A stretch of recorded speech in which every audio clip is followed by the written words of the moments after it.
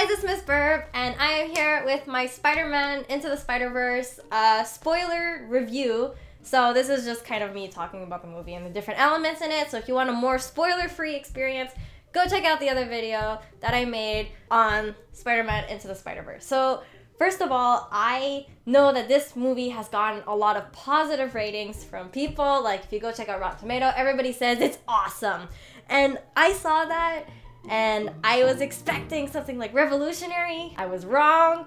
Like, it's revolutionary in terms of like maybe the animation. The animation is explosive, it's full of color, and they use the style to like kind of do a different way of storytelling than in other like animated movies. If you think of like Pixar and like Coco, where it's more or less like a live action movie except that it's animated and except that they can make a lot better special effects. This one appreciates its comic book background. It uses that into the animation and into the storytelling, which provides like more of a unique experience compared to like other feature theater released animated films. I think the story gets kind of muddled. So let's talk about it. So first of all, Miles, he's changing schools because his dad wants him to like get a better education, so he goes to more of like a prep school instead of like a normal public high school.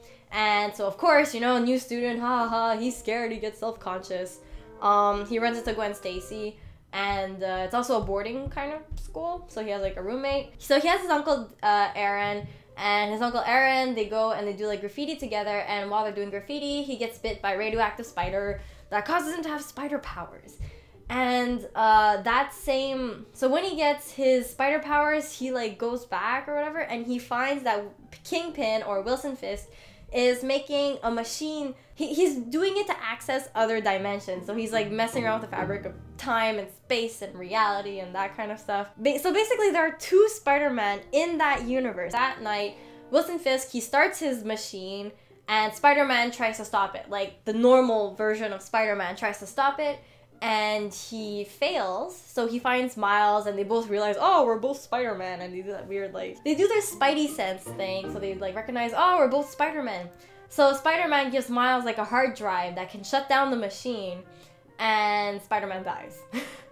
So Wilson Fisk kills the Spider-Man. Everybody realizes, oh, it's just Peter Parker. No. So then Miles, he's like, you know, now he's Spider-Man, he has the hard drive, and he has to like save the city in like the space of a day.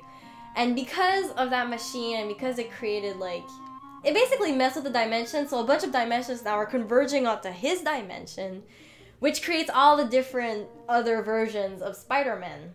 Well, they basically are just pulled from their universe into his universe. In their universe, they're the only version of Spider-Man there is, which raises the question, why is there two Spider-Man in Miles' universe, where there's Miles and there's normal Spider-Man, but why is there only one in the other versions? So like, if there's only one, then why are there two in this dimension? So it's just weird. And so Miles, he finds the other Spider-Man, the older version of Spider-Man, and he's like, okay, you gotta teach me how to like, you know, be Spider-Man, and then we're gonna save the day by taking the hard drive and sticking into the thing. So first they're like, no, I'm not gonna train you. Yes, you're gonna train me. No, you're not gonna train you. Yes, you're gonna train me. So they do that thing. And in the end, of course, he's gonna train him. They go to the facility where they can like fix the hard drive because Miles' butt landed on it, so he broke it. Over there, they run into Gwen Stacy, and they also run into a good surprise, like a good twist I found was Dr. Octopus, because everybody thinks of Dr. Octopus as a guy, but they introduced her, and it's a lady, and she's awesome. Like, she got her tentacles, and she is cool, okay? So this could have been such a predictable movie if you played it the whole secret identity trope, because we already know who everybody is, basically. But by making it a lady, nobody's expecting it, and I didn't watch a lot of the trailers, so I was like, oh, cool, and she is really cool.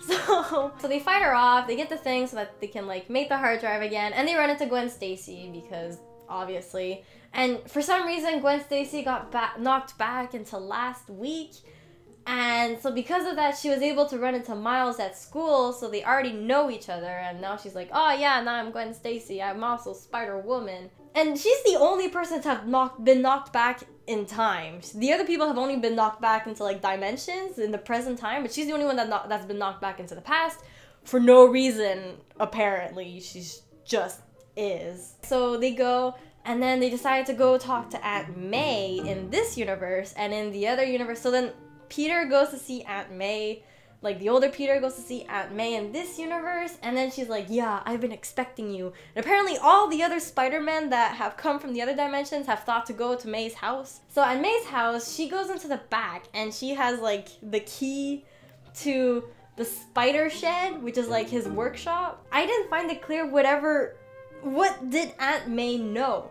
It's like, did she know in this universe? I thought she didn't know. Usually, doesn't she not know who Spider-Man is? But now she did know and she had the key. I just found out that maybe they rushed it a little too bit, and I'm like, they might have rushed it a little too fast, and I'm just like, okay, so why does she know? How much does she know? Is she like, was she accomplice to Spider-Man? How did she have a key? Like, what? And she's basically the tech person in the chair. Not really, but like, it's weird. She kind of becomes Alfred in this movie, and it's just, I thought it was weird. I didn't quite get it at the moment. Like, now I think about it, it's like, okay, maybe maybe Peter left her a key when he died in like a will or something. Like, yeah, I'm Spider-Man, you probably found out about it, here's a key to my basement. Like, but in the moment, I was just kind of like, what is going on? Anyway, so you have all the other Spider-Man. So you have Nicolas Cage, you have Diva, and you have Porky Pig. So I like the Nicolas Cage one. I found him, you know, he was like funny and okay, he's cool. Diva was an anime girl, which was fun to see. I was like, yeah, anime, you know, like, woo, but I don't know, she doesn't do anything in the movie. Neither does the Nicolas Cage guy. And then there's Porky Pig, who's supposed to be funny, but he isn't. Like, he's supposed to be funny because he's like a pig, but he just isn't, and not enough time was devoted to these characters to make me care about them. They're just cool looking people, and that's it. And the pig doesn't look cool though. Like, the other two look cool, but not the pig. So in the end, so you have all these different Spider-Man. So I know that we're supposed to care about like how all the Spider people are gonna, like, you know, they're all gonna die, but I don't like these people. They're just there to represent the concept of all the Spider-Man and all the dimensions dying, which I get. But I don't care about these characters. I care about all the Spider-Man, but not these characters, if you get what I'm saying. Anyway, if we're in this universe, then we're gonna like fits out and they're gonna fritz and pop out, and because of that, well, we have to go back to our own universe because we don't belong in this one. Somebody has to like input the hard drive after everybody leaves so that they can explode, and they're like, well, Miles doesn't have any spider powers because he's not good enough yet. All of a sudden, everybody's like, no, Miles, you can't do this. You're too lame. Okay, I get where you're coming from, but like the buildup didn't seem to go towards there. So they're all like, okay, no. So then Miles does his little sad walk. So he goes, and then he goes to see his Uncle Aaron because he loves his Uncle Aaron. And it turns out Uncle Aaron is like the freaky assassin that Wilson Fisk like has on hand. And that's cool because like they do the reveal and it's him, and I'm just like, oh shoot. And that was because, okay, I know that his uncle was supposed to be a criminal. I didn't know his uncle looked like that. So I was surprised, and I was like, oh man, that is cool. It's awesome. I forgot to mention, so all the different Spider-Man, they're all Spider-Man. They all have their own unique thing. So then Miles, he has the ability to turn invisible. Why? Is that like a thing in the comics? Does he turn invisible? Why does he turn invisible? Who knows? And he's the only Spider-Man to exhibit some kind of unique trait. All the other ones, like, yeah, you know, you got like Gwen Stacy, you have Peter B. Parker, you got the pig, you got the diva, and then this one, like, you got Miles, so he's not Peter Parker, so he's, you know, his own unique thing, but then on top of that, he has a unique power of invisibility and, like, electricity. He has them, they're introduced, so it's not, like, randomly introduced. I just don't understand why he has them in the first place. Cool. Like, they have that scene where Miles is, like, he's invisible, and the Prowler, he's, like, trying to find him, so their faces are, like, right next to each other, so that's cool. But, like, why does he have invisibility powers in the first place? Anyways, they basically teach him that he has to be his own thing, and the thing I was talking about in the spoiler-free review is the part where basically they all have lost somebody. All of them, somebody died, or they, like, you know, you can't save everybody, is, like, what they try to tell him. So, Peter, he lost Uncle Ben, right? And then Gwen Stacy, she's like, yeah, I lost my best friend. Because in her timeline, Peter Parker dies, And that's why she becomes Spider-Woman, because he's dead. Okay, so in her universe, Peter is dead. And now she comes to this universe and she finds a Peter alive. Shouldn't she react to him? Shouldn't she be like, oh shoot, my best friend is alive again, you know? The movie is trying to say that Gwen Stacy learned to let go of her past. So all we would have maybe needed was to see her react to the fact that she's seeing her best friends like alive again. All she would have to do is react to him and then let go. Not like spend an entire movie on it, just spend like a couple minutes introducing the idea. And then it would have made like her resolve and her idea so much stronger, because we would have seen that she's already learned how to conquer it, you know? But they don't even address it at all. You got her best friend there and she doesn't care. There's so many little different, like small plot things where it's just kind of like, okay, you know, this is a thing now, which I could roll with. The story still makes sense. It's just, it jumps so much that it just kind of feels disjointed maybe a little bit. Anyway, so then Miles, he learns to like, you know, be Spider-Man and be free and stuff. Like, I might be reducing it right now, and it was a lot clearer when I was in the movie theater. But the idea of like the story and everything, it's not bad. And all the characters, they kind of have the same idea in the end of like trying to let go of your past. Wilson Fisk, like the whole idea behind him is that he wouldn't let go of his past because he lost his wife and his son, so he's trying to get another version of them from another dimension. Kind of left unfinished a little bit. This idea of like him letting go of his past. There's Miles and his dad, you know, they have to like let go of like their own what do you call it, like disposition, your pre-ideas of like just leave it behind, like kind of keep moving forward, that kind of idea. So there's two things. One, can we talk about the fact that Miles' mom is alive? Because she wasn't instrumental at all to the story, and it was really like a father-son relationship, so like, she's still alive. That's like congratulations, Marvel, you kept a mom alive. Secondly, Wilson Fisk's design, like, I get it, you know, I get in like cartoons and stuff. You have like these huge proportioned characters, but Wilson Fisk takes up like half the screen at some point, like with just his body, and there's just his face like right there. Like if I'm like right here, there's like this, and then the rest of it is just his back. I get it, but why is he so big? If you have this animation style where you can do whatever you want, make any kind of crazy design, why do you go with the simplest design of having a big black suited man and that's your villain for the story? I guess there's the idea of like corporate versus like creativity. Like the movie also, like Miles he's interested in like street art, which is something that isn't sometimes like people, they don't consider that like real art. I can see how that kind of, there's like the business side of Fisk, and then there's the artsy side of Miles, and why they would clash together, which kind of makes for a good duality. But when you have a movie that like you could have made like some kind of crazy villain with like super like fantastic looking powers, and you go with a black suited man. Missed opportunity. They kind of make up for it though with the ending fight.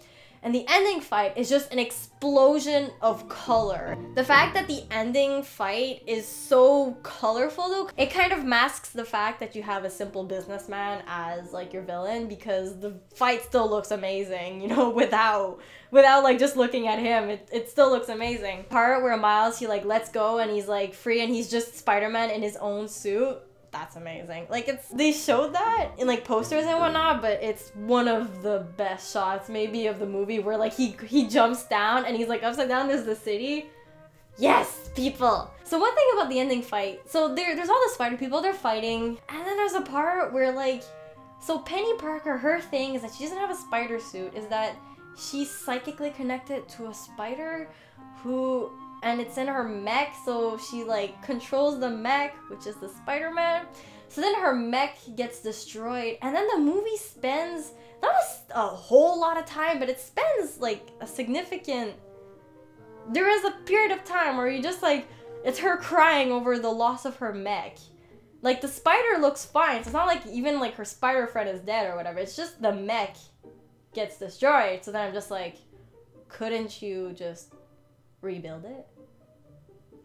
why are you crying? You're gonna go home and make another one. Like, what's the deal? I don't care about the pig. Like, it's just, there's so many ideas thrown into this movie. It kind of feels like it's just a hodgepodge of just ideas, which it still makes a coherent story, but it's just kind of a bunch of things thrown into it. I was kind of disappointed because I was expecting something big, which is never good. I think I'm trying to figure out, from like being a cinema student and like trying to be, you know, artsy and better at what I am. I think I'm kind of ruining movies for myself right now, so I have to, maybe I have to learn how to enjoy movies, but then be critical of them at the same time or something. Like, I might have to work my way through that, so, apologies if that is shown off badly here. But I think it's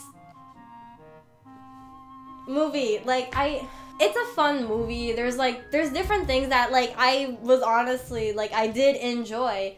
So the movie might not be worthy of, like, 100%, but I think it's still, like, you know, considering, like, the art style and, like, the story is still, like, a fun idea with, like, different characters, an interesting protagonist.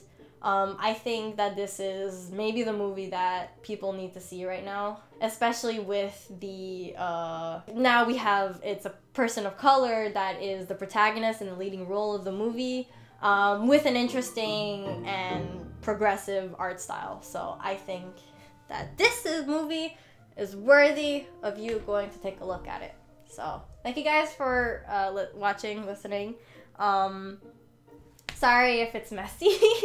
I might try to get, like, better ideas. Like, right now I didn't write it out. I should probably write it out and, like, try to structure my ideas a little bit more. So this is more of like it's kind of like my podcast reviews with, like, PB.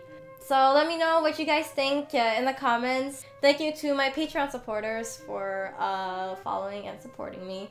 And I will see you guys in my next video, which will probably be my Christmas video on, so I'll try to come up with that next week. So, bye! Miss Burb out.